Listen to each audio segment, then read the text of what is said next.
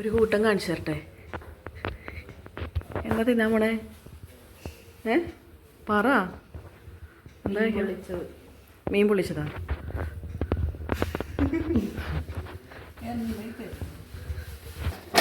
പൊള്ളിക്കുന്നത് എന്താ ഇങ്ങനെയൊന്നും ചോദിക്കരുത്. ഇതൊരു വേറെ രീതിയിലുള്ള പൊള്ളിക്കലാണ്. ഒരു സൈഡ് മുരിഞ്ഞു, പിന്നെ ഇത് അടുത്ത സൈഡ് ഇട്ടിട്ടാണ്. ഏകദേശം റെഡി ആയിട്ടുണ്ട്. ഇനി ഇതാ ഈ ചാറൊക്കെ എടുത്തിട്ട് ഇങ്ങനെ അങ്ങോട്ട് ഒഴിക്കും. ഇത് തലയാണ് കേട്ടോ. ഇതിങ്ങനെ തലയുടെ മേലെ ഇങ്ങനെ ചാറൊഴിക്കുക.